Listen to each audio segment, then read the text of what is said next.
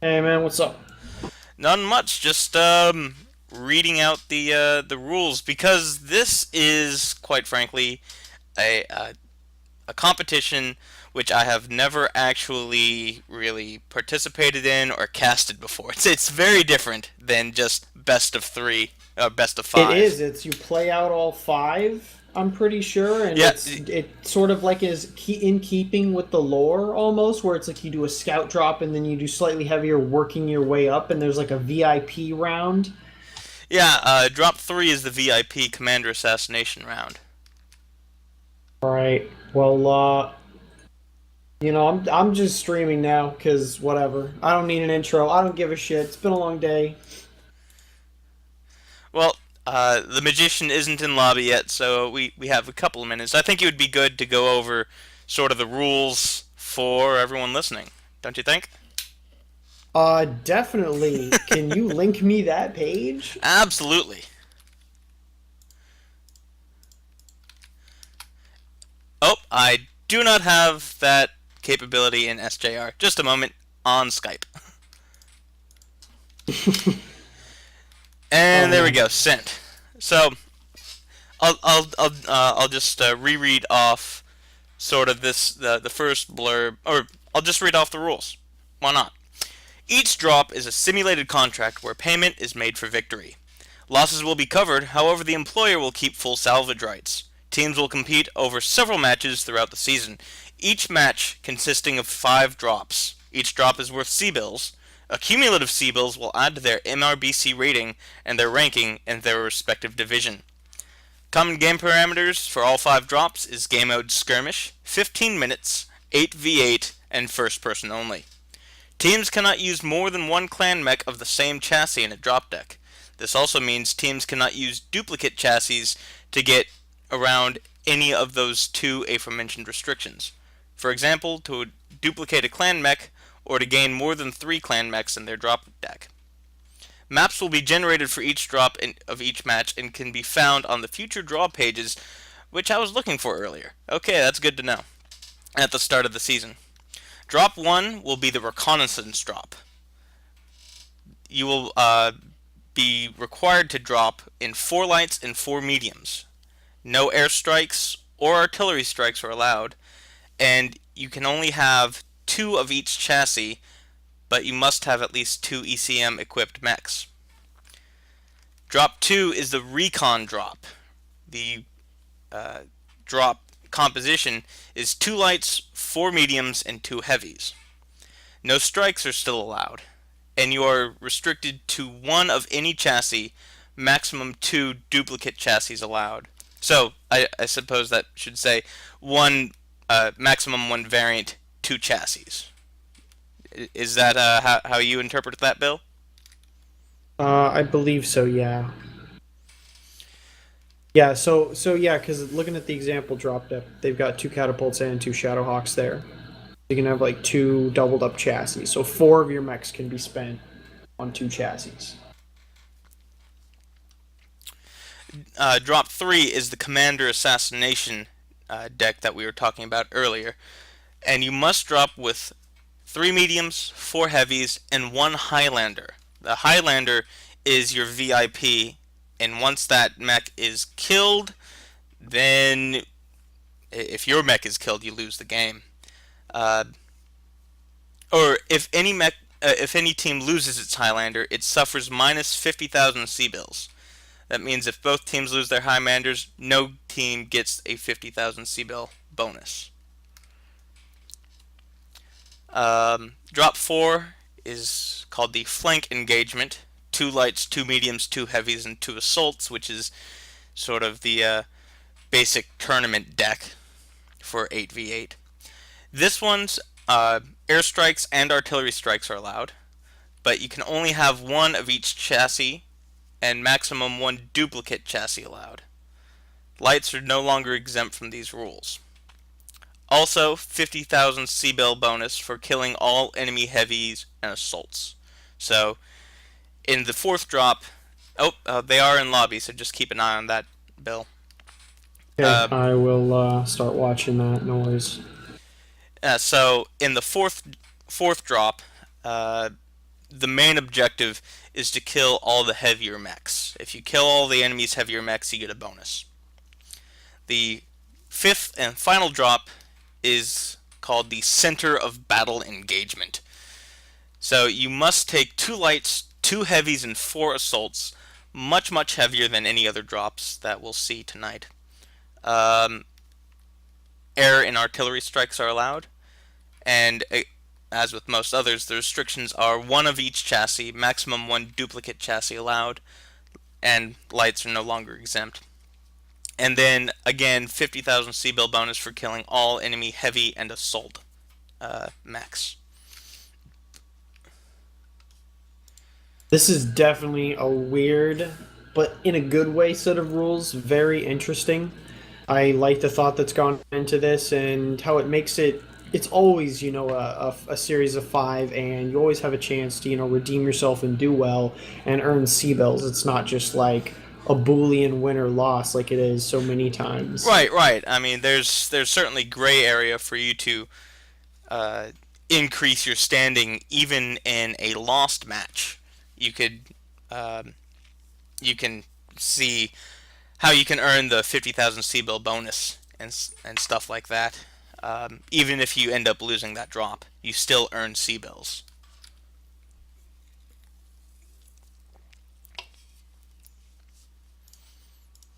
So I'm looking here, and it looks like drop one's going to be on Canyon Network, drop two is going to be on Crimson Strait, third one's going to be on Frozen City Night, fourth is Mining Collective, and fifth is HPG Manifold. So the super light drop on Canyon Network, that will make it interesting because lights can definitely traverse that map a lot easier than the heavy mechs. Oh, certainly, especially with lights having their jump jets, they can easily jump up and down canyon ridges, and also just dart around corners and get out of sight quite quickly. I'm wondering if we'll see all jump jet mediums, or if we'll see teams sort of say, no, it doesn't matter. We'd rather have like the DPS of a gridiron, or something like that, where they say, no, we don't really need the jump jets, even though it is Canyon Network. I will be interested to see how that plays out. Even Stormcrows, they can bring those streak boats, but they are kind of screwed if they get stuck down in a canyon. Not that it's difficult to avoid the canyons, but it is a consideration. Yeah, I probably wouldn't bring a street crow myself into the canyon network. Like I was saying earlier, those lights can really jump up and down and get out of your range and out of your sight whenever they want, and then you're stuck, really. See, that it's a tough call for me, and I think that I might honestly just bring 4 straight crows here. Well, no, that's Well, right. you You can can't only bring bring four two of any playmates, mechs. you can't Yeah. double up. That's right. Oh man, yeah, this really makes you think, doesn't it? I don't see them now. So wait, no, magician's still there. Yeah, Okay, yeah, they're still in they're not lobby. in game yet. All right, God, I'm so excited for July 21st when anyone can Oh do my anything god, now, and yes! it's just 2 slots in the In in the private lobby. lobby. So, It's gonna be such an improvement. I'm gonna miss public spectation. I'm gonna miss podcasting, no. but whatever, man. Well, who knows? They might forget to revoke your service representative uh, spectator access like they did for 8 months for me or something like that last time around. Well, I'm hoping we can sort of convince them in the next couple of weeks if Maverick and I get time.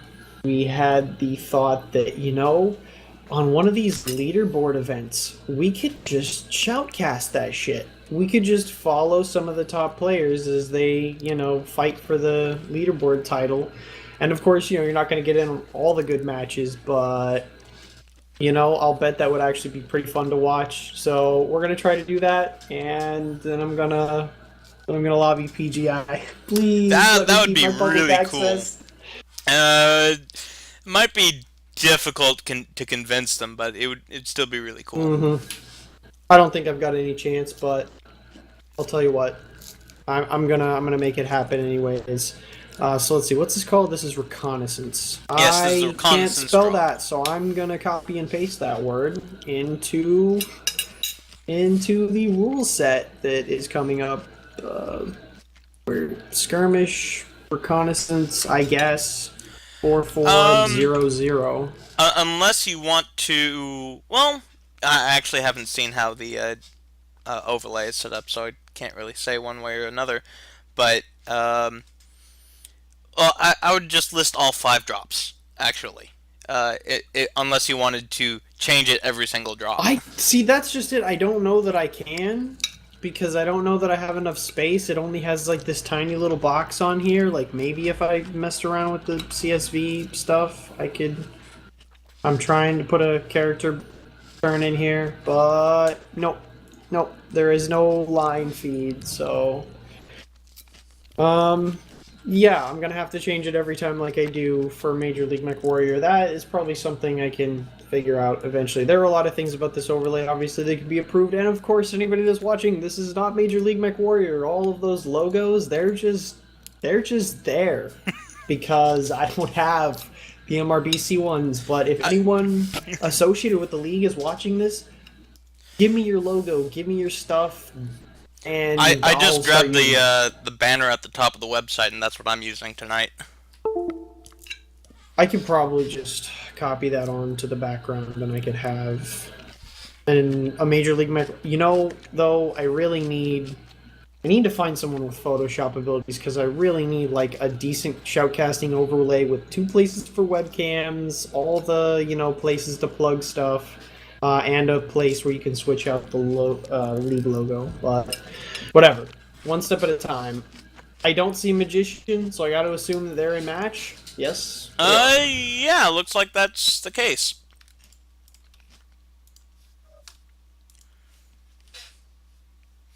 Come on, there we go. And unless you don't. Magician is not in this match, which would be amazing. Trolling. I'm dropping. Same here. Making sure that my overlay switcher is actually going to be automatic and work, and sure enough it is. So in red we've got SJR, I see Firestarters, Jenner, interesting, a Kit Fox, Stormcrow, 2 Griffins, and a Nova. Very diverse deck. And over in Empyreal, we've got Stormcrow, Enforcer, wow, Wolverine, and another Wolverine for the mediums. So the SJR lights are chasing Aurora down, but Magician and his Jenner is taking a lot of damage, probably CT, although I couldn't be absolutely sure. SJR is definitely pushing in aggressively. They know they're going to get out-traded by those Wolverines. Proton cycling away in his Wolverine, going far left, trying to get some distance. This has just really become a hairball very, very quickly. And so it's 1-0 SJR. That legged Wolverine or whatever it was goes down. SJR continues the push. Banana Nut Muffin's not looking good in that Raven. Selith behind the Firestarter as well. And SJR now controls the top. They're in good position if they can hold on. It's only 2-1 though. Ooh, Hairpiece is legged in his Stormcrow, so he's not going very fast. If they focus him down, he won't be lasting very long. Oh, and there goes Hairpiece. And sure enough, this is going SJR's way. Proton at full health. Coburn and the Kit Fox was looking good until he got hit with that just wall of streaks there. Sure enough, SJR has brought 1 streak boat. Aurora and the Firestarter trying to get away. It's the Kit Fox streak boat. Not a bad way to run it now that I think about it. Proton probably going to put up the top numbers, but just wasn't enough.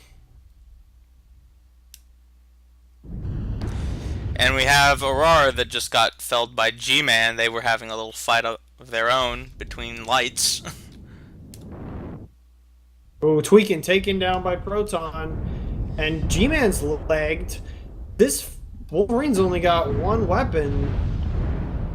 Oh, but Glory's here with the streaks, and and there it goes. First match goes to SJR. I'm supposed they're feeling a little salty after their loss of Major League Mech Warrior. Am I remembering that correctly? Yep. It was a 3-0 loss coming off their 3-0 victory in Run Hot or Die. It seems like these teams really switch back and forth, and definitely looking at the damage numbers. Proton and that Wolverine, he escaped early. He abandoned the hell out of his team to go snipe, and he made good use of it. But SJR consistent damage across the board. I just think they had the better deck for it. I think that EMP wanted to try to trade, but they didn't try to kite nearly hard enough to be using those large lasers like that. I think they maybe could have used some more streaks, as cheesy as that sounds. Oh, it's a very, very light drop. And with light drops, you have really fast mechs. And with really fast mechs, if you want to hit them every single time, you bring lock-on missiles. It's just as easy as that. Um, I certainly... And you can see glory in that streak Stormcrow 571. There is a reason that streaks are pretty brutal. Although I think that Empyreal did have a streak Stormcrow, SJR just did a better job maneuvering with the terrain to prevent Herp from getting those locks. Yeah, Herp was stuck down in the canyon that we were talking about earlier. If you get stuck down in the canyon, the lights just jump up the wall, and suddenly your streaks are useless. To be fair, though, he was chased off and legged as he was falling off, so that's pretty much what happened there. So, what is our second drop going to be? Crimson Changing Strait. rules now. Crimson Strait is the second drop. Crimson Strait Recon in Force, and that's 2420. So 2 lights, 4 mediums, and 2 heavies for your 8 mechs.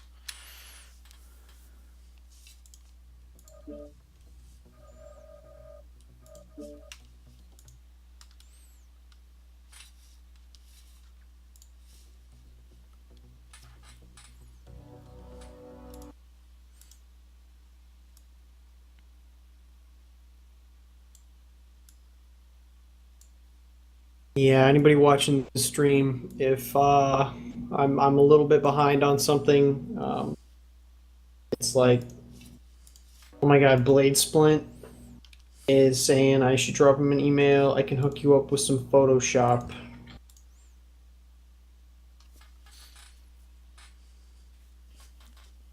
Because if that would happen, that would be amazing. I would love. I mean, I don't need anything complicated. I just need a damn background. I can't even draw boxes.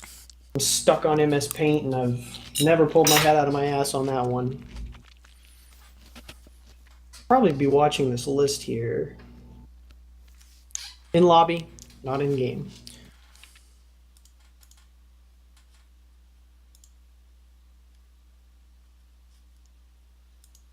Huge shout out to Blade Splint for offering to help me out with this, because all of us casters need sort of a more flexible overlay. Big shout out to Farp Noodle, for making all the functionality, making it work, giving me all the stuff, giving me the tools to do it. It's been a joy to use compared to, the old horrible setup I had. So, yeah, go community. You will no longer be able to bill yourself now. As I know. I have billed myself before, so I know the feeling.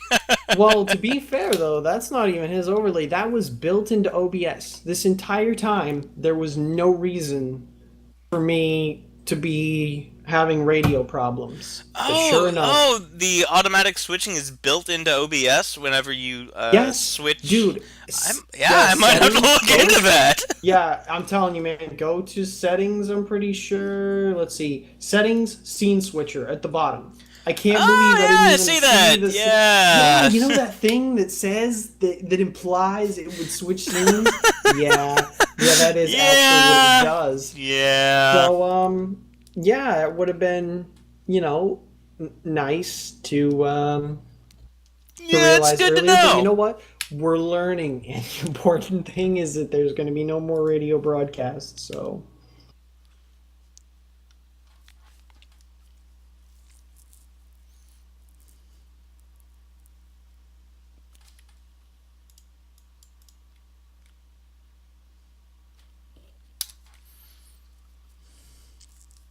Sorry, here I'm just typing up an email to Blade Splint so I don't forget. In fact, I should probably write down all of the other things I need to do tonight, MechWarrior related. I just wish that this page would. Well, so it says that whenever a team wins, it gets salvage rights. Um, I don't know exactly what that entails. Does that mean that depending upon which mechs you bring, your drop deck would be worth more or less? So, like, when you're playing the game and you win a match, you get something like 25% of the value of the things that remain undestroyed, or something like that. Is this somewhat similar? Like, how is it I calculated? How is it calculated? see. I don't know. Let's dig through these rules. These do they have salvage listed on here? Sportsmanship, blah blah blah. Rewards and penalties. Okay, here we go. Salvage listed on here.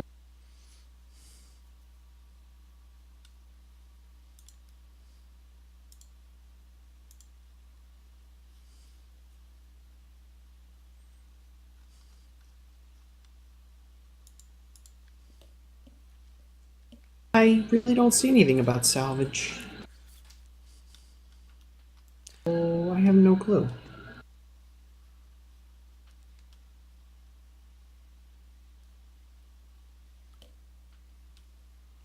Employer will keep full salvage rates. I don't know what that means. You know what? We're gonna have to get one of the league admins on here to talk about this, hype this up, and explain some of the rules.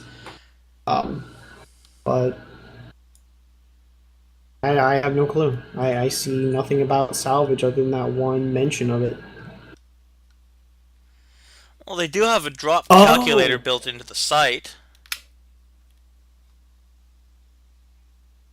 well, I was just gonna say maybe they actually mean the literal value in the like in the little after round thing where they tell you how much salvage you got, but seems like But it would it, be it, weird. it doesn't tell you that, does it? Not in public matches. I mean, sorry, not in lobby. No, just after round. Yeah, I have no clue. I'm not a smart man.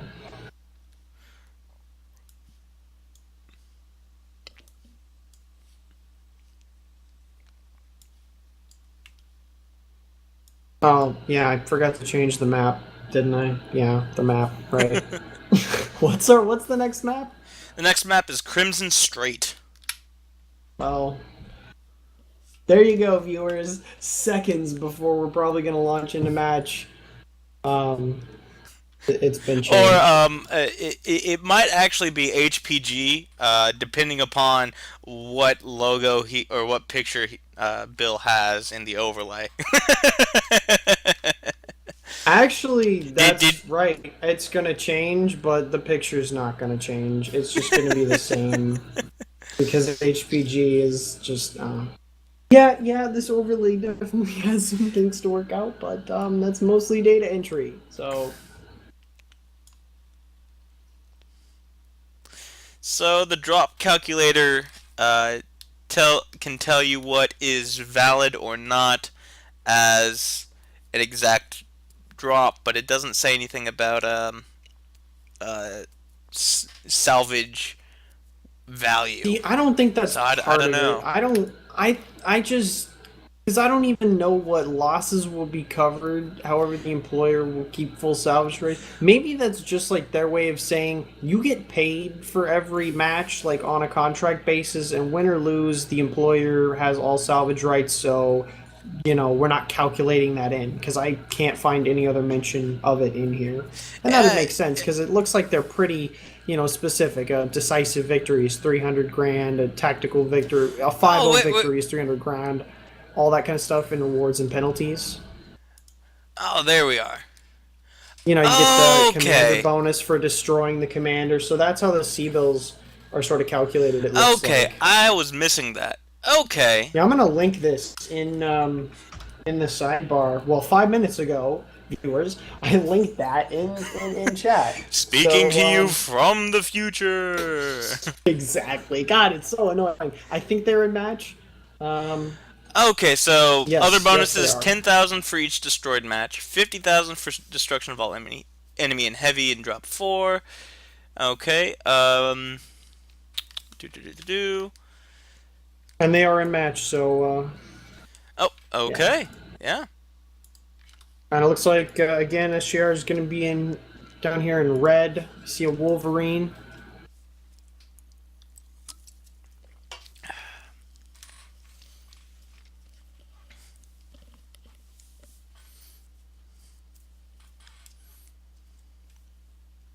Wolverine, Nova, Enforcer, another Wolverine, Timberwolf, Hellbringer, and 2 Poke Ravens, and that's for SJR.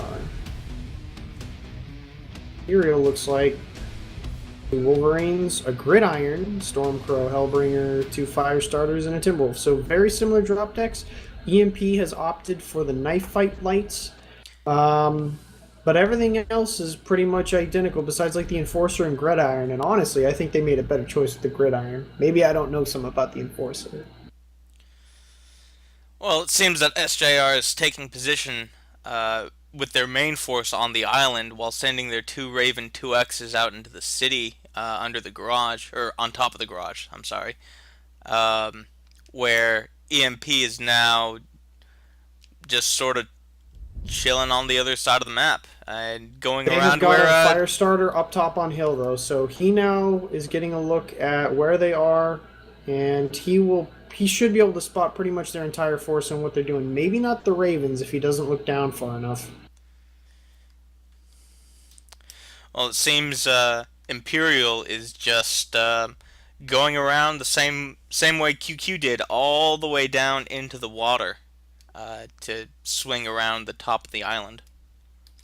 Yep, they're really taking the delayed approach, and of course I expect Laser Vomit and Gauss. I'm going to go ahead and cycle through all the players now. Fire starters, of course, the medium pulse lasers. Timberwolf S with the A-Pod. That's interesting with the ER larges. That burn time's got to be vicious. Yep, just laser Gauss Vomit. Just lots and lots of laser Gauss Vomit.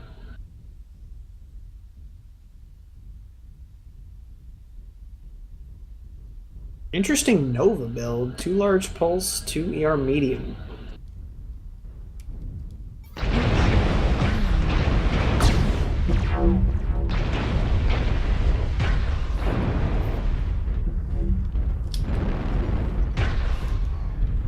I'm gonna try to get the tags off the screen here for a minute.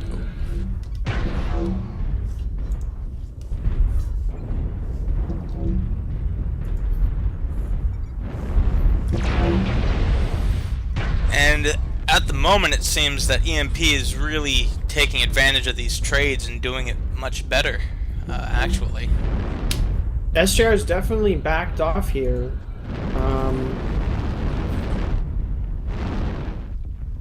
Now they're coming back out. Maybe they're just trying to shift around to isolate someone, but both teams being very cautious with these trades. Neither one wanting to give up the advantage. SJR looks like they're moving, though. They're charging across the river. Yeah, they're certainly going out into the open. This could be very, very deadly for SJR risky, if but it's they're going all not right so far. careful. Defun just got nailed with a Gauss. Yeah, let's look at some damage numbers here. What do we got? 77 Pie Maker for SJR, and he shut down. That was not a good place. He's gonna die in the water, very possibly. Oh, he makes it out. Yeah, but he's Not lost looking good, half. Well, he's lost one arm and almost one torso. He still has. EMC charging Oh. and rotating right, and their lights have joined the fight now. Fuel at 0. Really get those tags back on. My God, please give it to me. What the hell, game? I will be so happy for the new spec interface.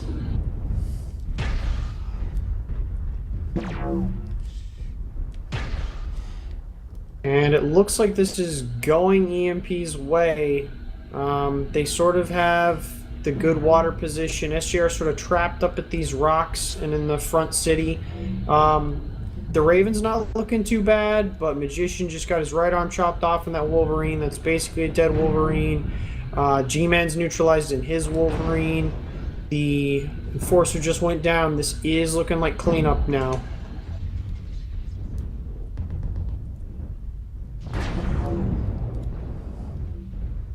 It's just the Ravens left for SJR. Now, even though Tweakin just got legged, he won't last very long. Yeah. But even with they've lost. Every single kill counts towards their C-bill totals. Definitely kiting hard and not throwing away those last couple of mechs, I think, is very important. I don't think I'm going to be honest, I don't think the team's carried a day. I think this team, or this day, has been an icky one for the competitive community in general, and there's potentially not a lot of enthusiasm on either side. So 3 dead for Empyreal, 8 dead for SJR. That's 80,000 C-bills earned for Empyreal and 30,000 for SJR. Do you remember what the kill count was last game for Empyreal? I want to say it was like... It was 4, 6... I don't know. It wasn't a wipe. I thought it was only like 1 or 2. Maybe it was only 1 or 2. I don't know. I mean, sorry, I meant 5 or 6 alive. Well, it seems that SJR is taking the kills. Damn it. Yeah. Sorry. But yeah, looking at the damage numbers, EMP just put up more damage. I think they got the better trades. Time to Light carrying the day with 453 kills.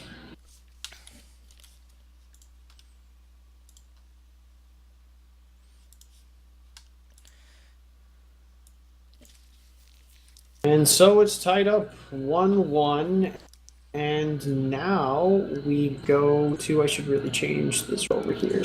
The next drop is going to be called Command Assassination. So this is a Highlander drop.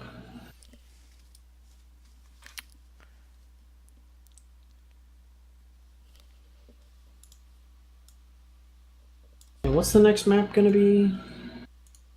Map is Frozen City Night.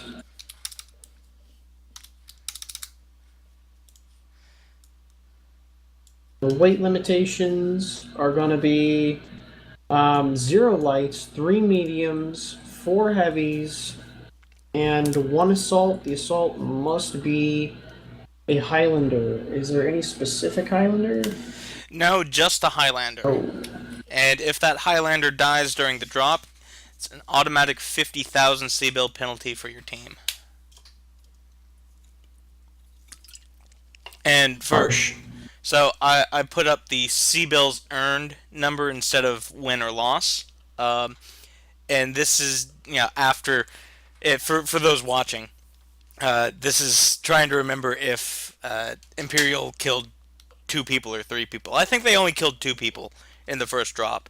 So that sounds about right. So right now, C-bill totals are SJR 110,000 to Empyreal's 100,000.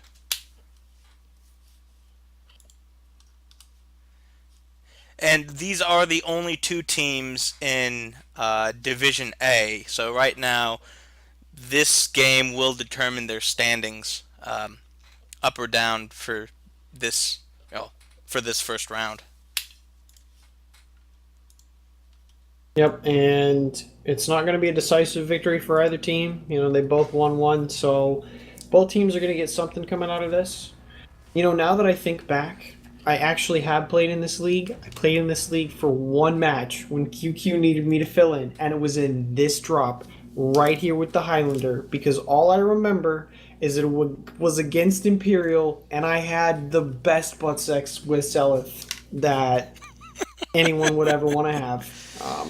That was it. That was my only contribution. It was SRMs right in the butt, and I got the Highlander, and that was all I got. We got wrecked, but we got that 1 mech. So, Well, so Yeah, they got good 80 times. they got 80,000 for killing killing all 8 mechs, but they lost 50,000 for having their Highlander killed.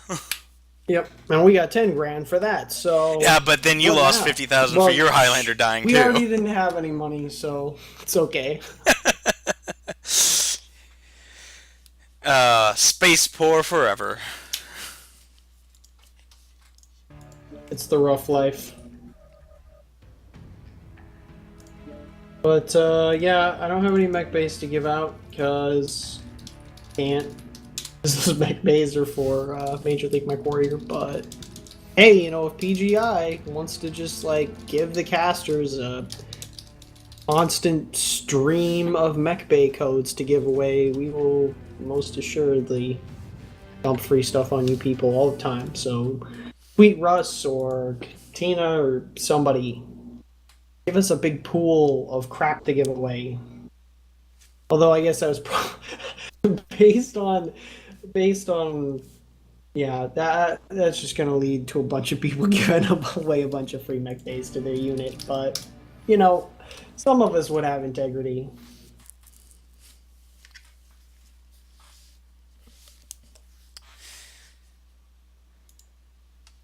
And actually, there's also C-Bill bonuses for the total outcome. If you win 1 game, lose 4, it's a tactical defeat, plus 50,000. If you win 2 games, lose 3, minor defeat, plus 100,000.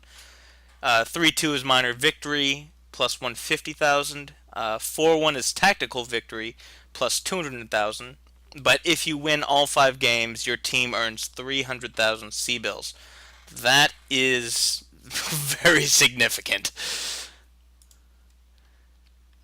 Definitely. So it's It really basically starts to jump up. 50,000 for each win, for each individual drop win. But if you win all 5, you get a bonus 50,000. Is the way that I read that. So I will update the totals reflecting that as well.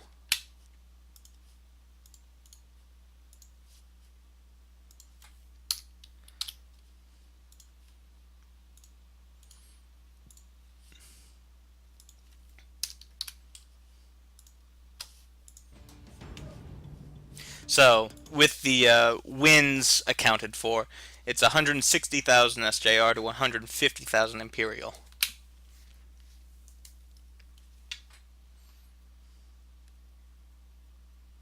So I guess it's net neutral for the commander assassination drop. If you lose your Highlander but win, it's a plus 50,000 C-bill or minus 50,000 C-bill bonus for losing, but plus 50,000 if you for winning. So it's 0, and whatever mechs you kill, that's what your score is.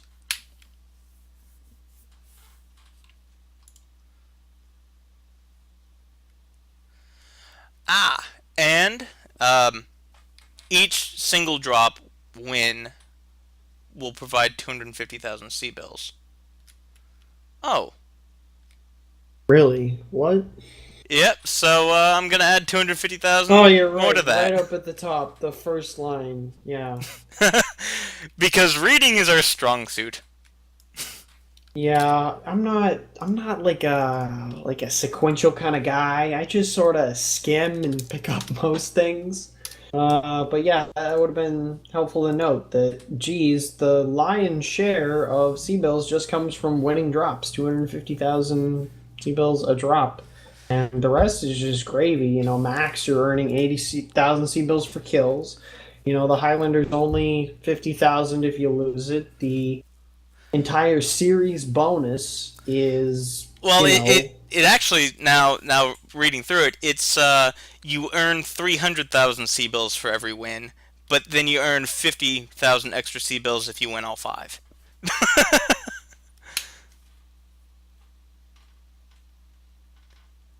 I think that's actually well, it says, well, because it says each single drop will provide right, so 250,000, and then it says each match, quote, consisting of 5 drops will provide right, the following. right, but read just the way that I interpret 0, 5, so you win 0, you get 0. You win 1, you get 50. You win 2, you get 100, 3, 150, 4, 200,000, and then 5, 300,000. So that's 50,000 for each win. If you win all 5, you get an extra 50. See what I'm saying? I mean, I see that, but I don't. I think that's on top. I think this sort of match bonus is on top of what you. Well, make it's on for top of the winning drops. 250,000, but the math works out the same each way, depending upon how you want to think about it. Yeah. That in that each match is effectively that you win is an extra 50,000. So yeah, I guess it is like 300,000 if you just want to bundle it all together, plus an extra 50 if you want all 5. Math is hard. I don't like this. All I know is that each team has over 250,000 C-bills right now. That's all I know.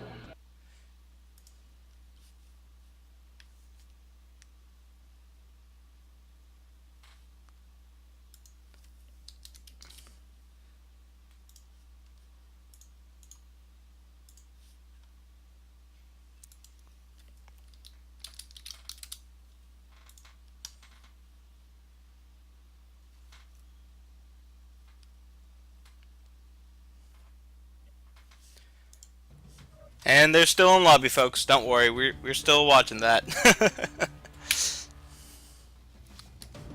So SJR won 1, that's 250,000 C-bills. They won at least 1, so that's plus 50,000 C-bills. And then they've killed 11 people, so that's another 110,000. So that's 410,000 for SJR. And Empyreal, 250 for the win, 50 for at least 1 win. And then they killed 10, so that's another extra 100,000. So that's 400,000 for Empyreal. Math! I'm not, you know what? I don't even care about the C-bills. I'm going to let somebody else add that up. I'm done with math for the day.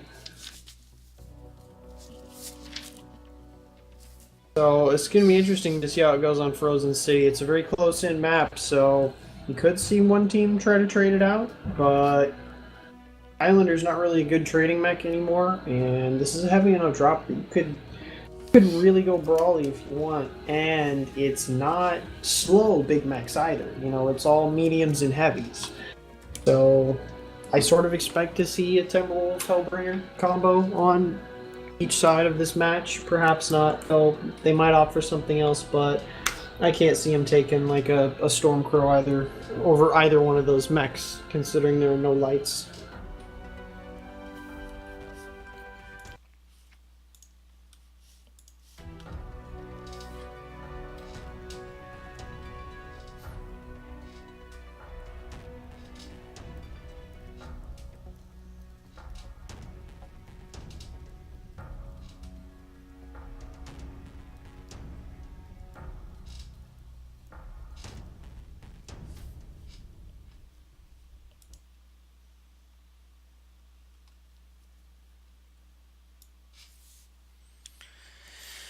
Actually, reading more through the bonuses, if Team A manages to kill the Highlander on Team B, this is worth 50,000 bonus points to Team B.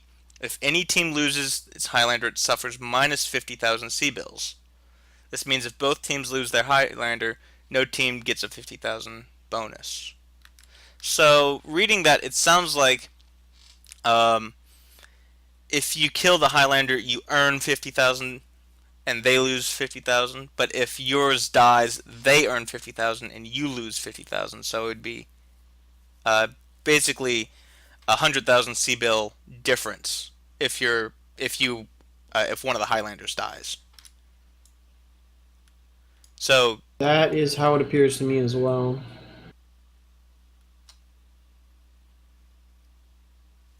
So it's a big advantage to try to keep that Highlander alive just financially.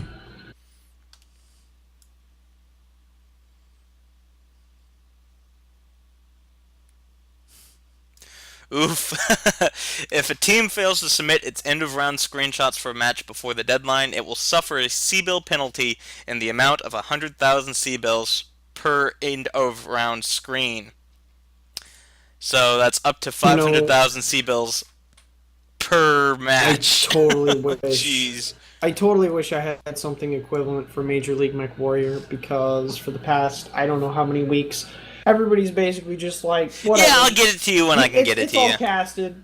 It's casted, so nah, no screenshots for you. And I'm trying to sit there and retroactively look for MVP players to give 500 MC to, and I'm like, damn it, there are no screenshots for the last 5 weeks. What the hell, people?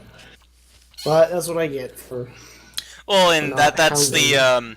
flexibility that you get when you run a league like this that isn't win or lose. There's more at stake than just, oh, did I win or did I lose? 3 matches. It is certainly a much more flexible league that lends a hand to less experienced teams because you're always getting something out of it pretty much like unless you got no kills and no wins and nothing like you just got completely steamrolled. You're going to be making some money, so that's nice that it's not just like you lost and that's it.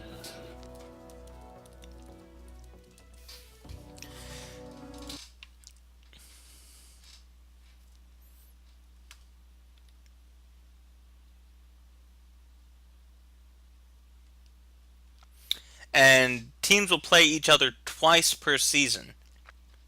So, so if you were wondering who decides where they spawn on the map, each team plays each other twice. One time, one team is team one. The other time, or yeah, team one in the lobby. The other time, the other team is team one. So you have a home and an away leg that really dictate where you spawn on the map. It's not like Major League Mech Warrior where loser decides which side of the map they spawn on. It's is it your home week or away week? That's kind of interesting. I like that.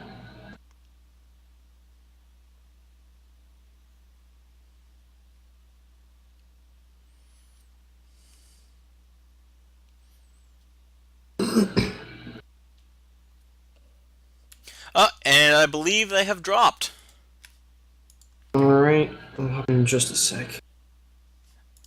Or nope, never mind. They are not dropped yet. False alarm. Oh, you're right. No, it's just the friendless jumps around. That is why this is going to be so nice to just be able to Just sit in the and lobby. not think about Yes. it. And then you're just going to see the little thing flashing, and you're going to be like, oh, we're in round. Great. It's just what I wanted.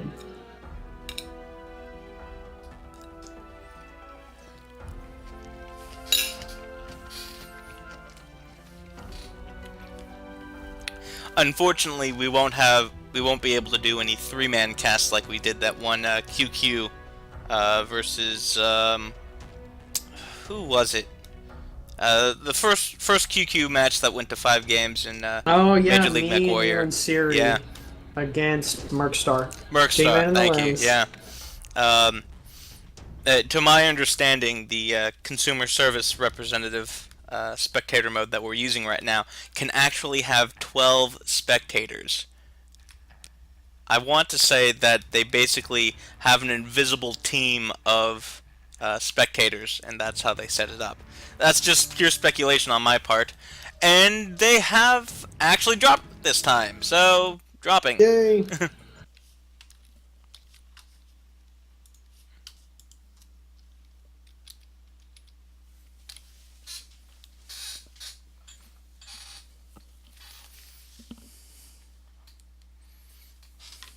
uh,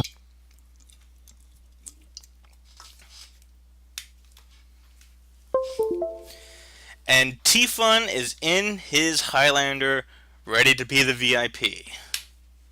Interesting. I always think of T-Fun as more of a light pilot. And he's definitely the tanky one. This is a smart choice. This is the 732B, and I believe that's the one they released for MC only a while back. It's probably available for C-Bills now. That's just got It is tons the of heavy. extra armor. It is the heaviestly armored heaviestly. It's the I like that. the most heavily armored assault in the game to date. Well, it's certainly a good choice for this round. I will expect EMP to follow suit because these are all metagamers here, and that's what you do. You figure out what's best for the role. I think it's interesting that MRBC chose the Highlander for the VIP mech and not an Atlas, for instance, a 100-ton mech. So I just think it's interesting. I think it's kind of a nice balance where the Highlander is still a pig, but it's not quite like the Atlas in terms of inflexibility, because the Atlas is like, you're either short range or you're wasting. But, let's see. And no, EMP with this classic 732. Seleth is going to be in that. Apparently he is their dedicated Highlander pilot. I see two Thunderbolts, Stormcrow, Wolverine, Hellbringer, Timberwolf, and another Wolverine for EMP. It looks like they're going to fall all the way back if they can. They're going to kite. They got a Stormcrow on point watching out. SJR with Nova, Wolverines, Thunderbolt, Hellbringer, another Thunderbolt, Timberwolf, and Highlander. So pretty much what you'd expect. Thunderbolts, Wolverines, a couple of clan mechs, and a Highlander.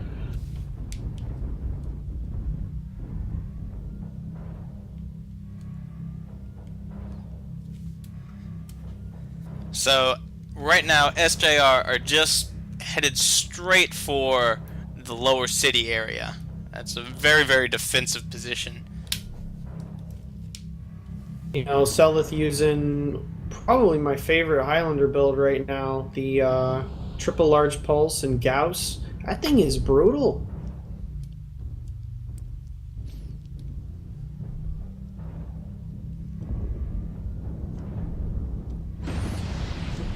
Right now, we have both teams just trading at extreme distance. No one has. Yep. Ex Machina, though, that right arm's opened up. He might lose that right arm, and that's all of his 4 large lasers, so he's got to be real careful now.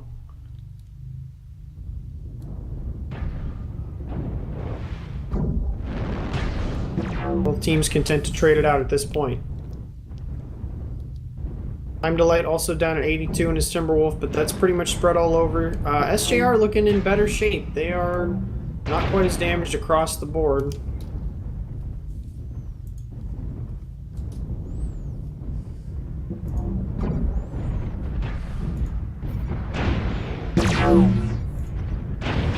G-Man's right arm and that Wolverine also now totally crit out, so got a couple of these Wolverines with very limited functionality left in them if they get chopped off. Yeah, Ex Machinima's right arm is cored open, and it's orange. It's not going to last, you know, another 1 or 2 hits. But G-Man lost his. 4 large lasers, though, that'll hit hard for a while.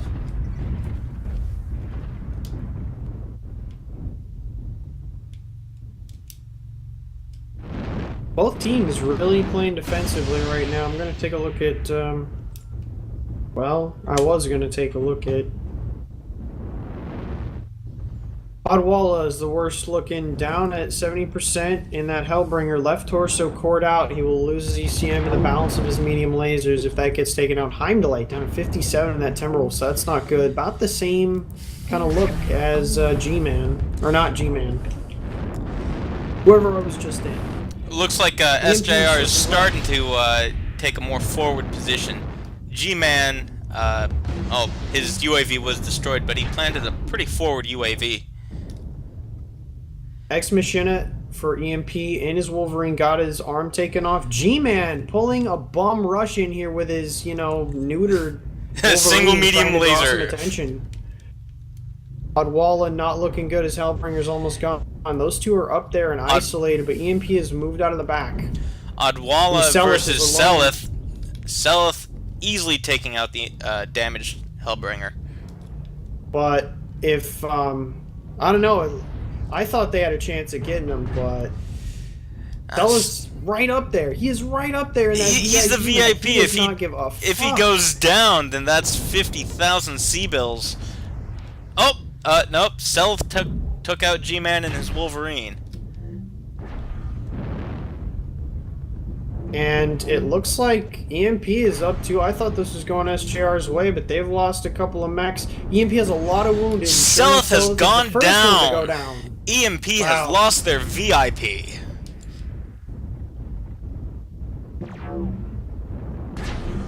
And I see some decent looking mechs, some bad looking mechs on both sides.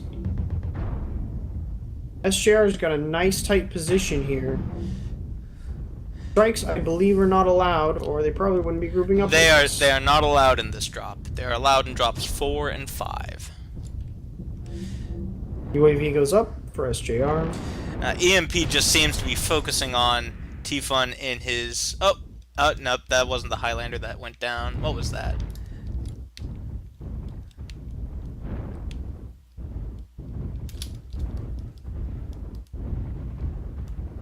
Wolverine. So, EMPs, whenever they can, they're just focusing on the Highlander. And right now, Banana Nut Muffin's in that Thunderbolt. I think he's getting some decent trades with these medium pulse over here. I don't know if they're looking at him very much. Both teams have suffered heavy losses, 4 dead on each side, 5 dead for EMP. And 5 dead for SJR. This is the kind of match where if this was real life, none of these fuckers would make it off the planet. They are all gonna die. Ooh, Nova. Piemaker in a Nova, not opened up anywhere, 2 PPCs. He can probably Pop-Tart this to a finish. In fact, I'm just going to sit in on him. I think Proton has... Oh, they haven't noticed him, and Proton takes it in the side. They're pushing around. They know they've got to try to capitalize on this. And he takes down Cobran. T-Fun hiding in a corner. Don't worry, I understand. You're the VIP. You're worth 50,000 C-bills. Piemaker opened up, not getting great trades from where he is. He hops down. Oh, they are both super damaged right now. Oh, that burn didn't do it. He turns away. Nice escape over the ridge right there. Oh, Proton goes down. Just a little bit short. Oh, that was such a close one. And now it's Banana Nut Muffins, and he is... That's going to take more than a single blast. This is going to be rough. And he does it. So EMP takes this round. By a hair. By a hair. This was a hell of a drop right here. Love watching drops like this. Nice, gonna farm him. Oh man, I really enjoyed that he wasted a cool shot just so he didn't have to stop farming him for damage.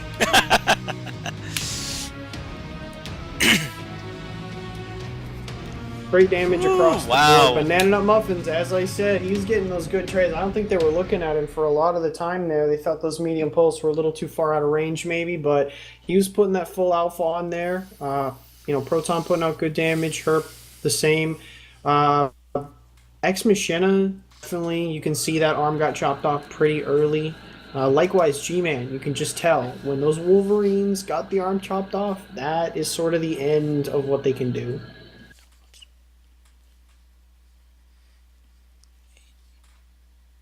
A brutal round, only one mech left alive. Neither one of them was the Highlander.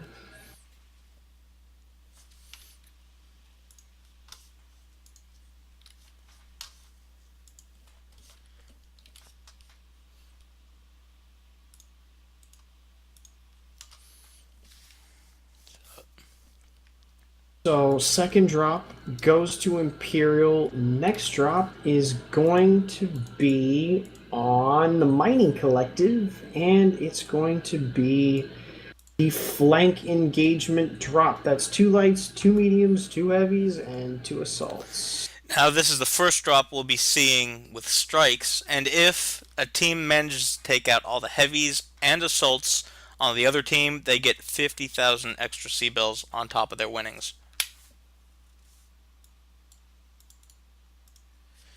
Let's see, and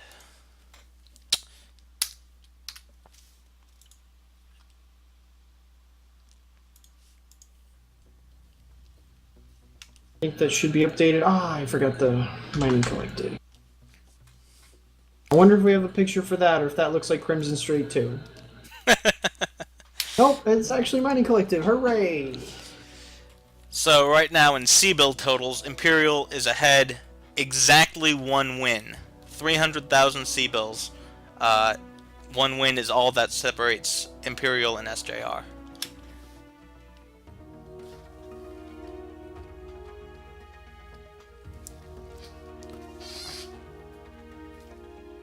I definitely wish there were like more teams that could play on the level that these two teams play on, but it's always fun to watch them face off, so.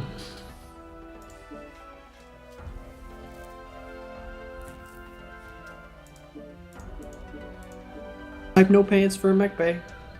Just kidding. No prizes here. You get nothing. No mech bay for Let's you! check Outreach. See if I have any more crap to clean up. This has been a surprisingly Tame. easy day.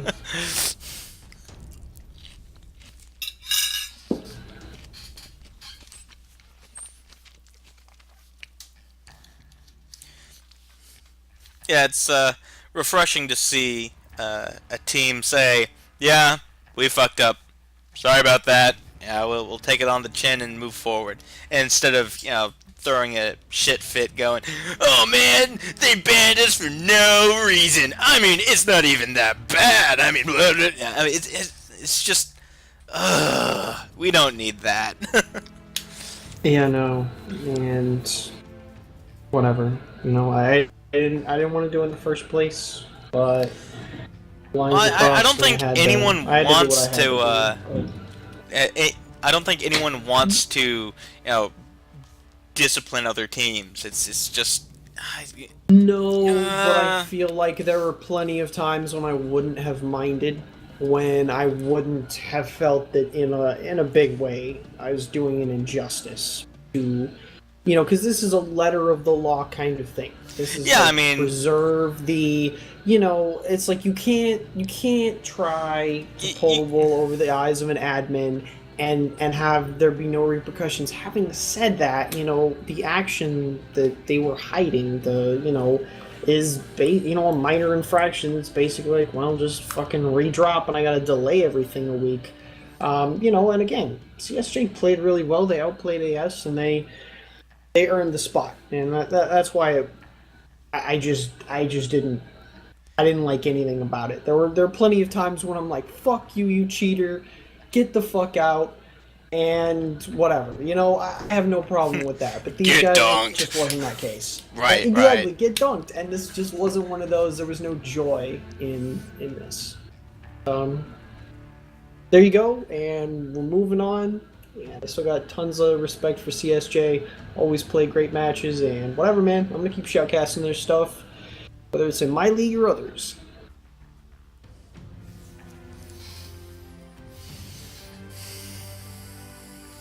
I do want to just say the totals that you see on my stream are not in any way official totals. This is just sort of my quick interpretation of the rules and how I believe the C-Bell totals will be playing out. I just wanted to say that before anyone says, "But I saw Army of One stream. This should be our total." I mean, because he mismathed. So, I just want to get that out there.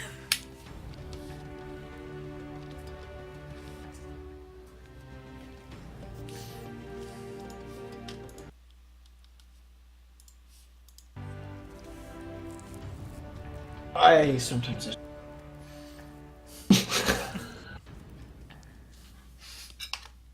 Well, not in lobby yet, at least not SJR, so just waiting. I wonder what it is most of the time that takes so long. I sort of think it's switching modules around. It just takes forever. But I never really know. It's possible that the builds that they have set up aren't finalized, and they have a few different builds on any given variant that they want to take, and they just say, okay, this is sort of the style of our opponents tonight, so we want to sort of predict how they're going to play in the next match, and this would be the best build to take. So it might be more than just modules switching around.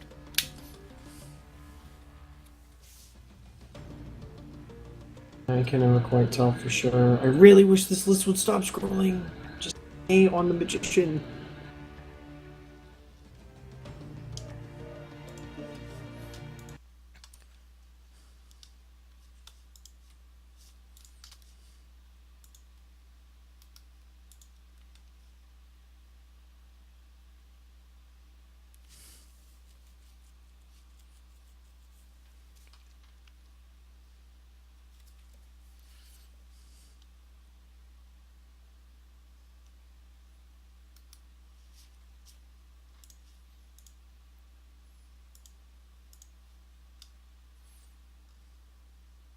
Oh god, all sorts of fun questions coming about how this prize money is going to be distributed.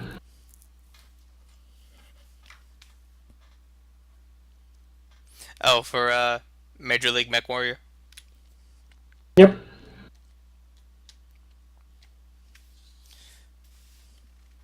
And the answer is, I don't know. I don't know if everybody's gonna have to make a PayPal account, or if teams just wanna dump it Do into you the team accept captain's cashier's account. checks? Pretty much, it's just like all the things that I hate thinking about. You know, casting tournaments is fun. Running tournaments is. I don't know how Magician has done this for this long. What a. Oh man. Well, and also you're running the first cash tournament of Mech Warrior ever. Is that correct? Yes, that is, and that's part of the reason. That, of course, it's so messy, but worth it.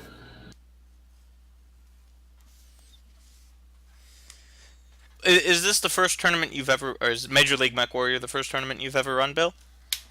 Oh yeah. So first tournament ever, sure. and first ever cash tournament.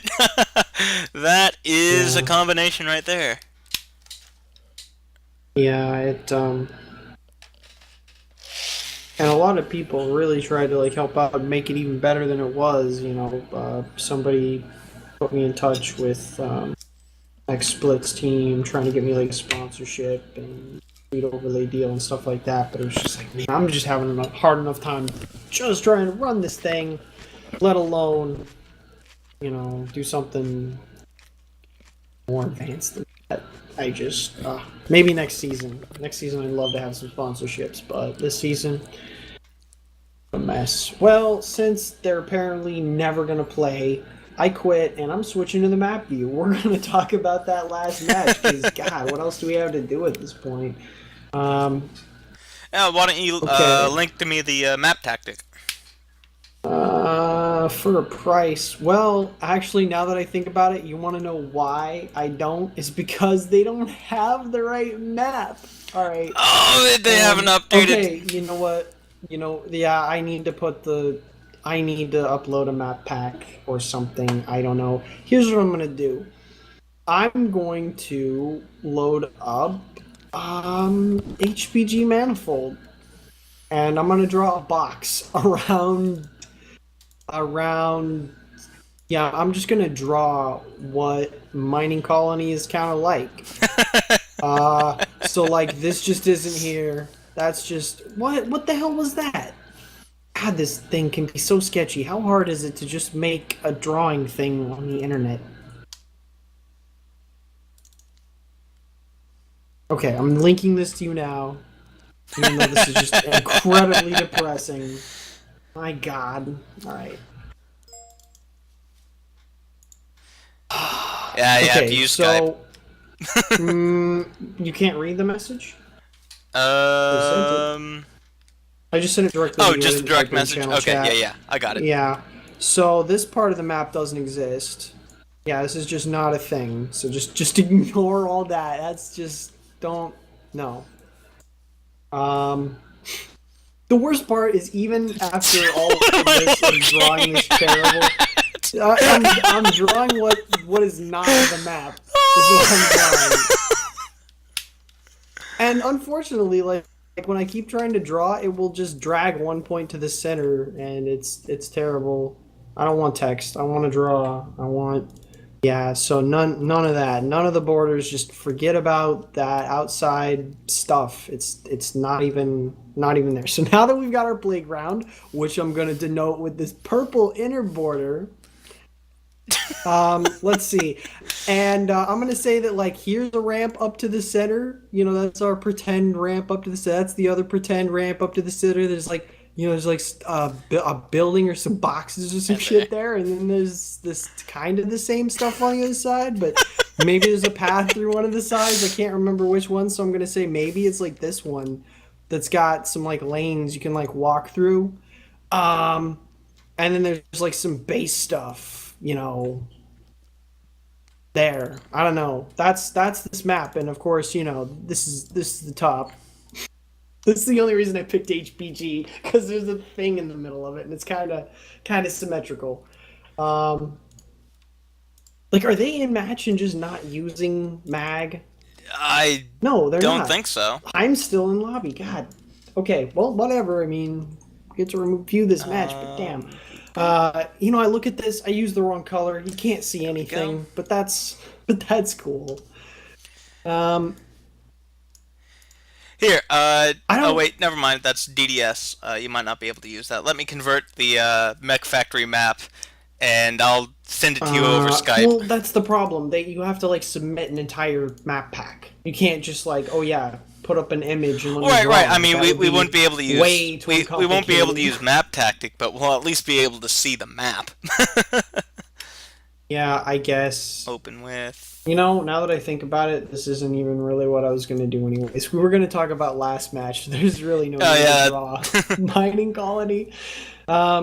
So Let's see, we're just going to clear all that, all of my hard work down the drain, and they're still not in match. So what does that Oh say? goodness. Let's see. So what is it? Frozen City Night? They don't even have Frozen City Night. Well, it's God, just Frozen this City. No, but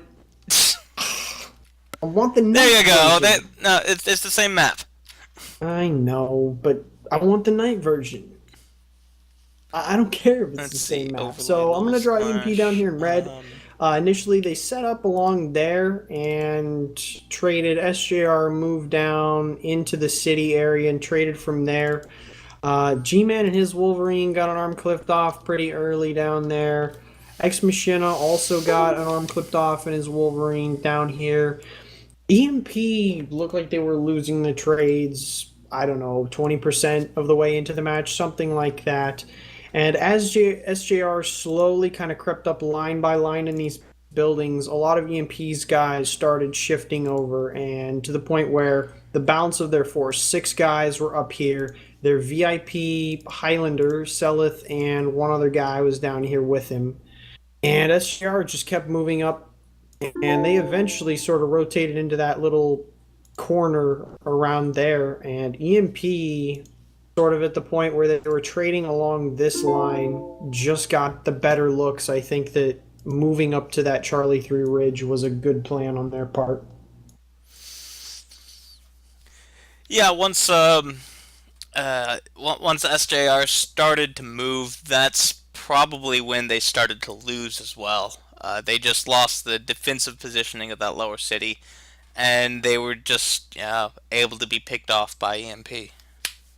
I mean, I think they could have made an aggressive push into Selith and the other one mech down here, because as they moved up to this, the main position, Charlie 5 edge, G-Man in his, basically neutered Wolverine ran in sort of as a distraction over here. And I really think that when they saw that those two mechs were isolated, that SJR really could have crashed in here and taken advantage of that, cleaned up those two mechs rather quickly, and then only had 6 EMP to deal with. And instead, it ended up being the other way, where they got down 2 mechs before EMP and then sort of had to fight their way back, even though I think they made the better trades early on.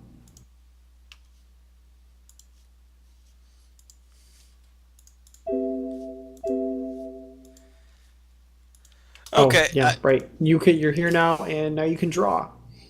So, just what you always wanted. Yeah, maybe this time I can find the penis. I was literally just doing that. I was like, where is the penis? Well, on this drawing? I'm This seeing is- some red balls and this purple and blue line sort of coming to a point. Yeah, see, it's I looked at that odd. and I was like, that is the most misshapen penis the world has ever seen. I mean, if anybody has a penis that looks like a pyramid, please go see a doctor. And on that note, they are in match now. So Hey, what do you know? let's head in there.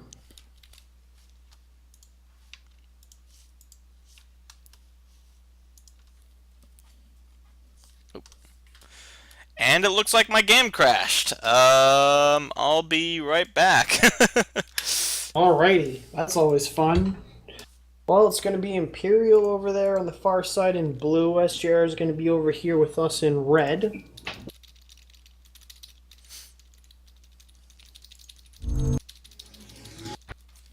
D-Man and a King Crab, Pie Maker and a Direwolf. The two clan mechs are, of course, going to be a Hellbringer and a Timberwolf.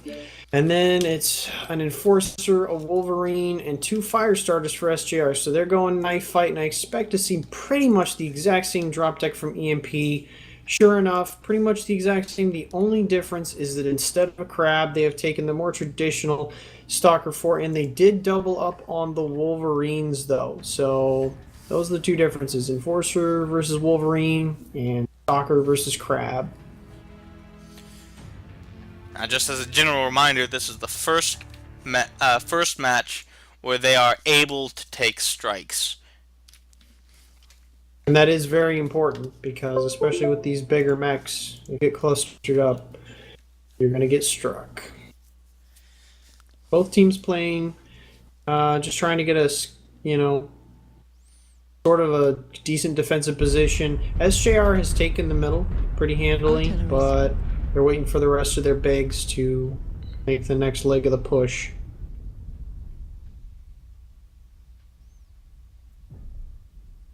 Aurora definitely took some fire from Magician there, so they know that SJR's main force is probably all around the left. Oh, didn't mean to do that.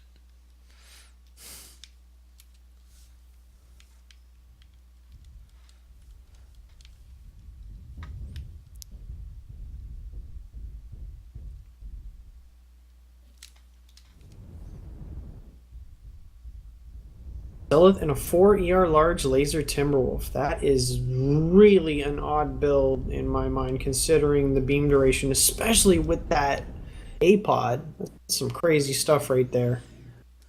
But he is sitting way far back in the shadows. He is. Rest of EMP just sitting in their base proper.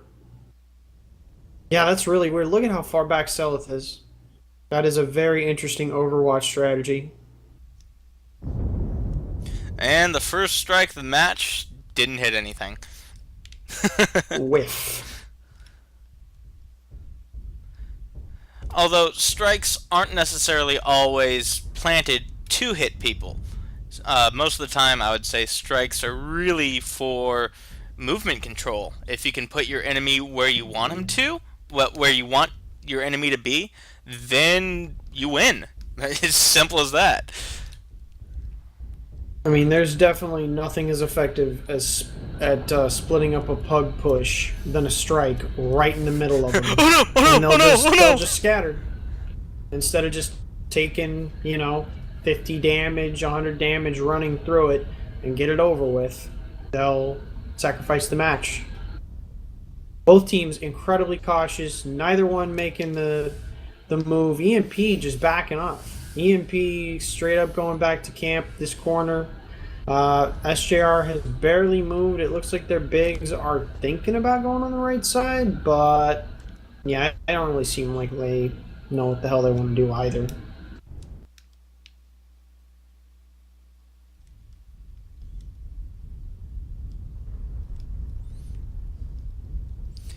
And EMP's bigs are just sort of chilling in their back corner as well.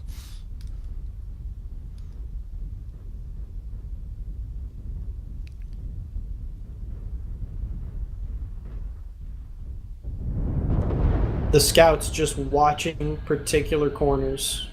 This is what you see in high level play. Is all they need to do is watch one or two places, and they know.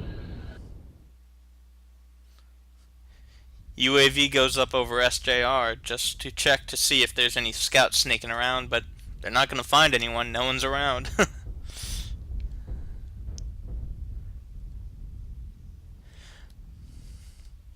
Although that UAV does give away SJR's position. Yeah, I was gonna say that's it's not that SJR cares. I mean, both teams, I'm pretty sure, know where the other one is. They're both set up and doing their thing. It looks like maybe they're moving. Mag's moving up. Mag's moving up in his Timberwolf on the right side. This is the most action I've seen in minutes. This is the one thing I do not like about skirmish games. Because neither team wants to make the first move, and it's totally understandable. Why would you?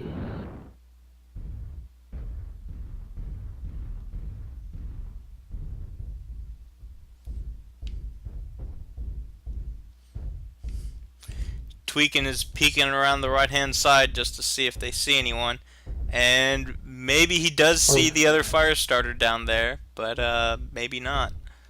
Aurora down to 84% in that fire starter. What is he looking? In fact, you know what? Let's look at damage numbers. That anyone's done anything, but Aurora was down to 84. And he looks like it's spread all over the place, a little bit more on the legs, so it's a little bit worrying for him, but honestly probably won't be a big deal. The Enforcer's taking damage on its left side, and it looks like it's just a small Wolverine, how they're running this. 2 small pulse and 3 large lasers, I believe I saw stacked on the left.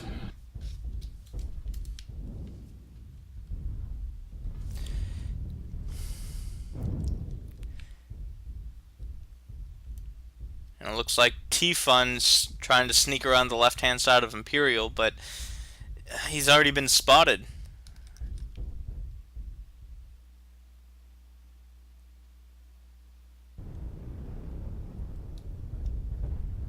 Yep. Well, I will say that this is why the Major League Mech Warrior rule set is the way it is, because this is not fun to watch. This is sad. But, you know, that's how it goes. Whatever. Real warfare is gritty and involves a lot of waiting, so... Because, you know, real warfare uses 100-ton mechs with lasers. Imperial's going. They're moving right. I'm going to get in on Proton in his Direwolf. They might be looking to just slam straight into SJR here. It sort of looks like it based on where the Direwolf is. He takes a good shot and puts out his damage. So let's see who was the winner of that first trade. Well, Pinemaker's down to 93%. Proton down to 88, and the Direwolf, he probably took the most damage, so never good to see your Direwolf taking CT damage like that. Well, it looks like SJR won that trade, even though Empyreal was the one that pushed just to try to get SJR out of just out of cover and off guard. Stella's still there, and his Timberwolf S just ready with those ER larges to just be a total dick. Like, you can't see him. You can't see him because he's totally out of the light. So, a very interesting strategy on that one.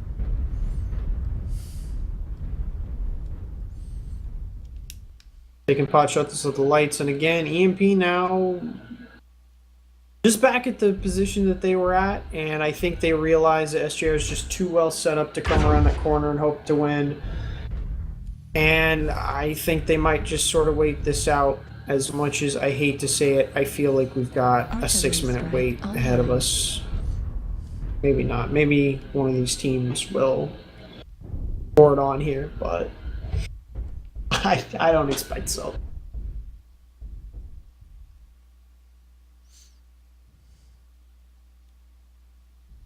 Slummy moving up in his Hellbringer could be risky. Got his right arm torn off. It probably wasn't something he cared about.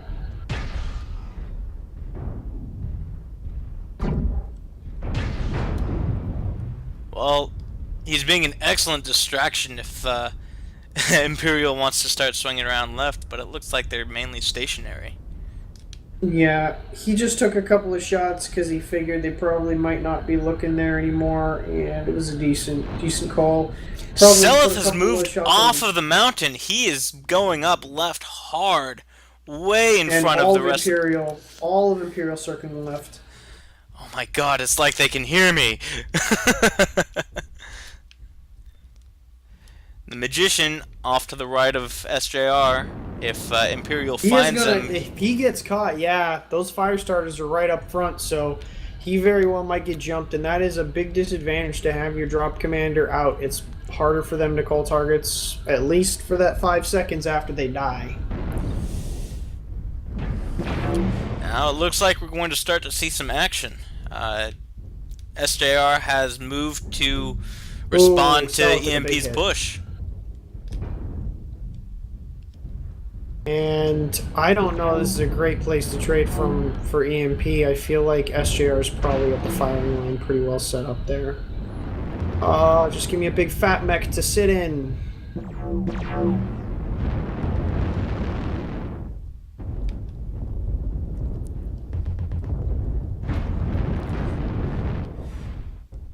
T-Fun gets his left arm blown off.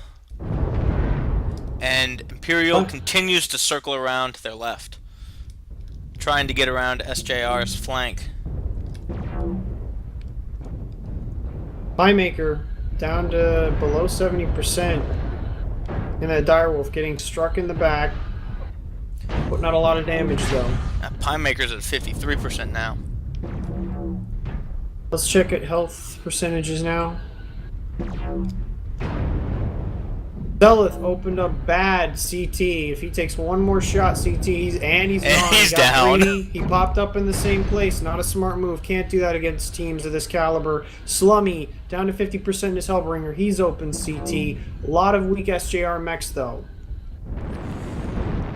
And we have 3 mechs from Empyreal swinging around SJR's Ex-Machina flank. goes down on his Wolverine. Coburn and Aurora trying to put pressure on the right side, but they're both... And Aurora goes down. Coburn's the only light left, all the way on the right side, trying to get in their flank, trying to get him to turn around.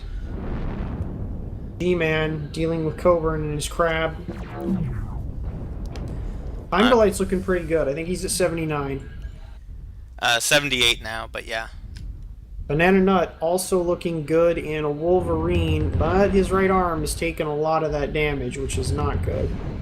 This is definitely going SJR's way pretty handily, but... Colburn goes down in his fire starter trying to get around the flank, but he got caught. And not a single mech for SJR has gone down. All the Playmaker needs is one tap CT, but they didn't get him. He took down that Hellbringer. Mag circling around back, trying to get a line from the left. Coming up behind this Wolverine. That's a great place to come up behind it on that right side. And they only have 2 minutes left. This might last. If they don't really push now, they might not get it. Well, they're coming in behind. Heim Delight getting hit from behind. He can't last much longer. Banana Nut Muffins, neutered, gonna go down shortly, and Proton in that Dire Wolf. Is this going to be an 8-0? It's 8-0.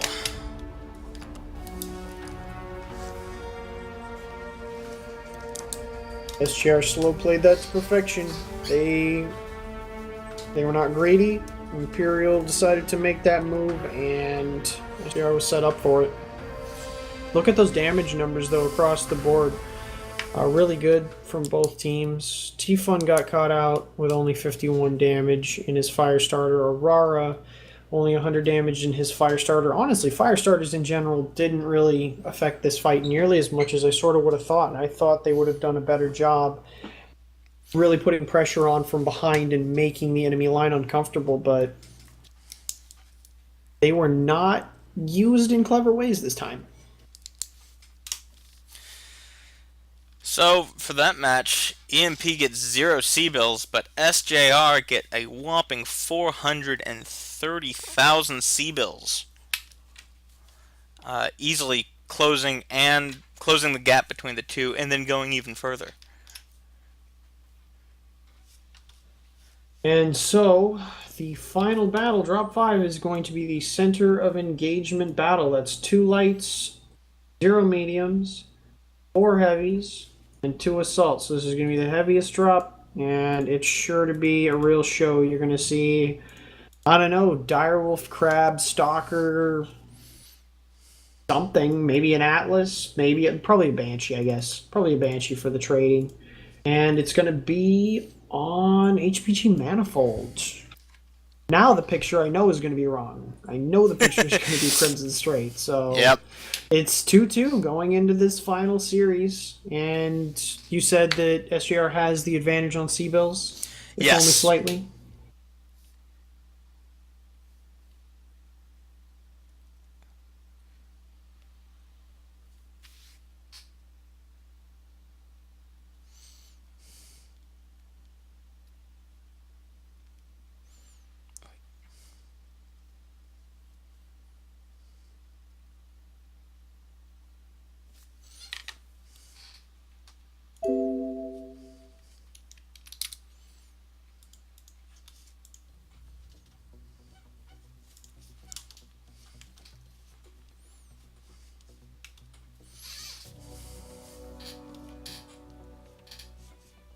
You know, I should really probably watch Twitch chat again.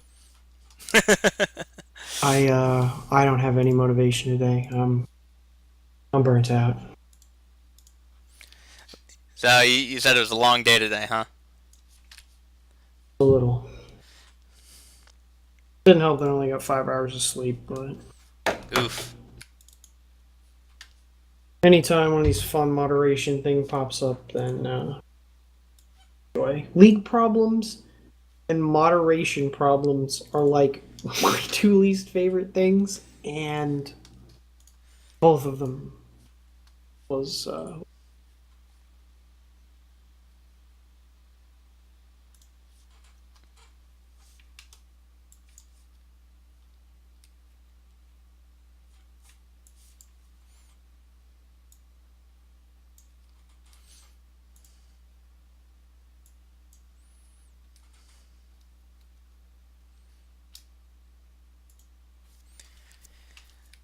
Check your Skype. I sent over a JPEG for the Mining Collective map. sweet. Although I'm too lazy to set up a paint capture, I'm gonna be perfectly honest. Oh, I am not willing- that's why I just have desktop as one of my scenes. Yeah, should probably do that.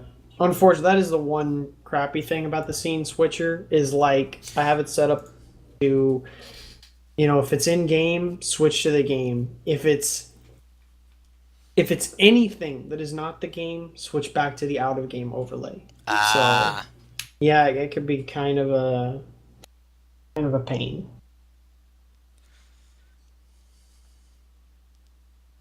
Honestly, I wish I could set it on some sort of delay. You can't set a delay. You can set how frequently it checks for what your active window is, but that just means somewhere between instantly and the time you put, rather than, you know, I'd like a 10-second delay. Like, please let me be on this window for 10 seconds before you switch. Oh wow, Glory, how can you possibly like HBG the least? And then Bog. Oh my god. Terra Therma's better than all those three? Ugh, I I don't can't. know. I don't know how I cannot agree with I that. I cannot. The dude does not abide. I am so. I'm not. I don't dislike it. I'm fucking hateful of that map. Of Terra Maybe it's Therma. just be. Yeah, Terra Therma. Every time I get on that map, sometimes if I'm having a rough night, I just alt F4. I'm just like, I'm not playing this. I have no intention of dropping on this magnificent pile of shit. I mean, granted, it's mostly pug games. Like if you're playing with a team and three or four people get in the center, it's fine. But in pug matches, it's just like who does it right and who's retarded. Okay, and the rest of the match is just like a waste of time, a slow grind while people make stupid trades to the death. It's the most demoralizing. Or you get the alternative that I experienced the other day where you do that, but then you're somehow on assault mode and they just say fuck it and go right for the base. And it's like, oh, okay. So, I mean, all the elevation climbing, the size, the lack of visibility, the tiny lanes, the big open ugly center. There's nothing, not a single thing I like it about Terra Therma. I really wish they would just fucking delete that map. Alpine's a terrible map, but they should delete Terra Therma. Don't even no salvage. Kill. They could fix Bog. They just need to remove some branches and make the stairs function like, you know, stairs that you can walk. Or better up. yet, a ramp. I mean, anything except like visually advertising stairs, and then you get on it and it's like, terms and conditions may apply. Like, no, they're fucking stairs. They look like stairs. I'm in a big walking robot that's perfectly capable of taking stairs, but no. Whatever, man. I'm excited. Yeah, for the new that River map City. always. Did you hear about? Did you hear about like how they're gonna do the time of day that's actually gonna exist? Yes, I saw It's that. 6 hours for every 15 minutes of game And that time. was That is sick. that's exactly what I said when I saw the time of day preview when they fast forward through the entire day. I said I would love to have a map with the time of day changing throughout the map, and over 15 minutes, it's a full day, half a day, whatever. But having changing lighting conditions in the middle of the match, they did it. Yes.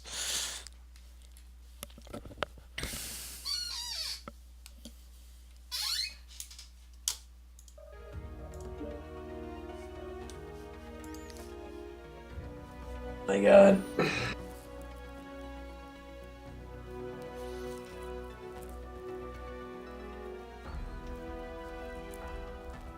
Mr. Petzold, I feel like he is one of the people that is running this league. I feel like he's the person that has talked to me about the rules when I was casting Major League MechWarrior and I was trying to plug it. And the co-caster is Army of One. Well, I don't know. I wouldn't say co-caster at this point because I'm the one who got here late.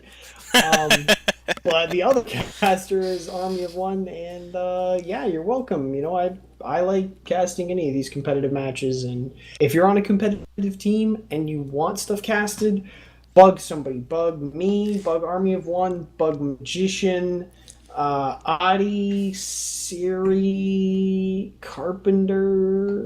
I mean, I'm sure Bug with one of all of us, and us. we'll put it on the calendar and try to get it casted. Because basically, it's just like I look at Major League MechWarrior matches and put them on the calendar, and whatever else is just like who knows what's going on. So bug us, let us know. We'll try to get it casted. No promises, but even if you're just doing scrims, because I know in scrims that that's when you're training. That's when you're trying to get better and you're trying new things.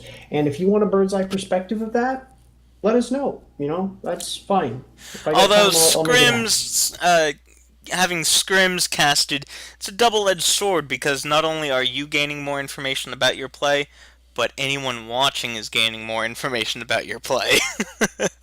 So, I will uh, definitely give you that. It's a mixed bag on that one, but you know, I still think the trade-off is worth it because honestly, what they know about you doesn't matter nearly as much as how good you are. It doesn't matter that I know that SJR is going to kick my ass when I see them in queue. It just matters that I can't do anything about it. So I think that unless you're trying something really sneaky, it's probably worth it to perhaps get a bird's eye view of the battlefield.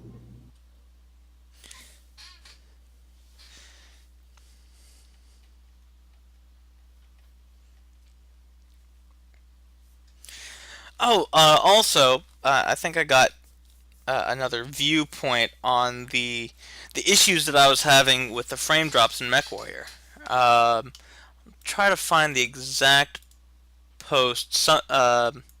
Someone was complaining about frame rate issues, and I sort of gave a quick rundown of what I was getting, of the issues I was having. And on Reddit, I was told that um, even though it has my processor has 8 cores, it's advertised 8 cores. It has um, each core has an integer part, but so there's 8 integer parts, but there's only 4 floating point computing units, 4 flop units in Oh, my that's so fucking processor. stupid. So it's not really an 8 core Yeah, I was processor. gonna I mean, say it that's is, but like it isn't. that's like unless you're doing really specific processing, because it's like fuck, dude. What So, games well, are so so heavily filled with floats. I don't know anywhere that doesn't. Oh man. so even though there are 8 integer units, 8 cores, quote unquote, it's really a 4 core processor that has double the space for integers. Yeah. So he speculates that when I disabled uh, cores 5, 6, 7, 8, half of my processor, or half of the integer parts, integer units, it's forcing the 4 floating point uh, computational units to work with only 4 integer units, and that's why it's working better when I turn off half my processor. That probably makes a lot of sense. I feel like both teams are in the lobby. I'm praying to sweet dear baby Jesus that both teams are in the lobby. Oh, I saw. Oh, because Oh, I need to. they just dropped. They dropped. Oh, thank you, God. All right. Oh, I gotta sit back up. Why did they have to do that the minute I laid back to just relax? Well, I feel I like that's saw. how I need to get them to drop from now on. I saw Madge quickly go into lobby, and then not 5 or 10 seconds afterward, they dropped. I was like, oh, whoa. Now this is the 5th and final drop, and they have what, 4 assaults? Going back to the rules, Yeah. yeah, 2 lights, 2 heavies, and No 4 mediums. assaults, no mediums. So Hellbringer, or sorry, Jenner and Firestarter for EMP, 2 Firestarters for SJR, Target and it acquired. looks like Hellbringer, Thunderbolt, Warhawk, Stalker, Crab, Direwolf. Not quite what I expected, but close. Timberwolf, Hellbringer, of course, the Clan Mechs. Direwolf, King Crab, Stalker. So they're trading right out of the gate. They're wasting no time. SJR is going hard right. And they've pretty much pinned Imperial's heavy unit. Direwolf, a Oh, Stalker, Slummy's and a taking a King lot of Crab. damage.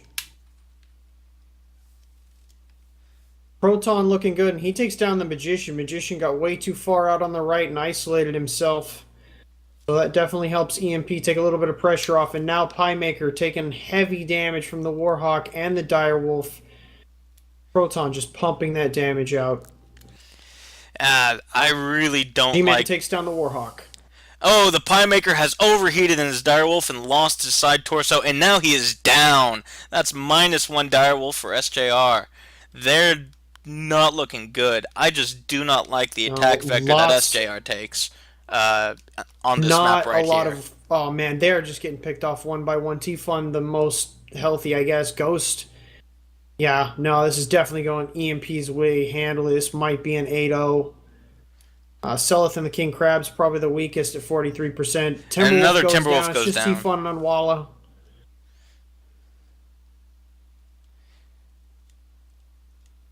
And the Stalker goes down. That is it. 8-0. Very, very one-sided. You know what that almost reminded me of? Was match 1 of Major League MechWarrior on this match between EMP and SJR, where SJR rushed right. Oh, EMP no. It's held their ground. 8-1. 8-1. They did take down one That's Warhawk. right, Slummy and the Warhawk went down. So, still, I mean, look at that. And it was totally Proton. It's just that Direwolf was totally ignored. You know, you saw him doing, pretty much yellow across the board, not too far into that match there, and just got ignored. Seleth also doing a ton of damage in that King Crab. Those are the alpha team right there. And you just see a lot of SJR mechs got caught with way too little damage. Mag at 41. Don't know how he got isolated out there on the right, but he did. Tweaking and Cornite not far behind. I think those are the lights. But good job to EMP. Good job to both teams. Great series. Goes to EMP 3-2, although I don't know what the money distribution is. I'll EMP is get back probably to a you little bit right better off on that. on that. I can tell you right now, SJR has 920,000. Let's see what EMP will have.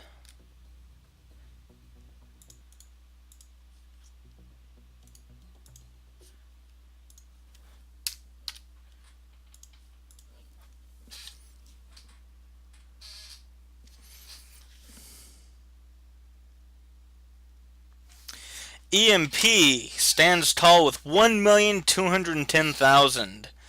Very, very handily over SJR. How much did they end up with? 920,000. So not a massive disparity, but definitely convincing victory there. That last 8-0 really sealed the deal. I don't quite know what happened. I don't know how they got isolated so quickly, but Imperial did a great job setting up those 4 assaults in a spot where they could pretty much all trade. So even though that Warhawk went down, totally worth it. Well, I don't really have the wherewithal to do a post show right now. I am pretty burnt out. So I'm going to call it here. Thanks for tuning in, everybody. I hope you had fun watching. I'll continue to cast as many matches as I can. Army of One, as always. It's a pleasure to cast with you. Thanks. It's always nice to have 2 people casting as well. I always enjoy when I'm casting with you, Bill. Good stuff. Well, yeah, we'll keep trying to bring you matches. Stay tuned for the rest of Week 8 Major League MechWarrior next week. I don't know what the hell the MRBC schedule is, but whatever. Just stay tuned to Reddit, and we'll do what we can. So, it's going to be it for me. I am signing off. And this has been Army of One. I'll see you on the battlefield.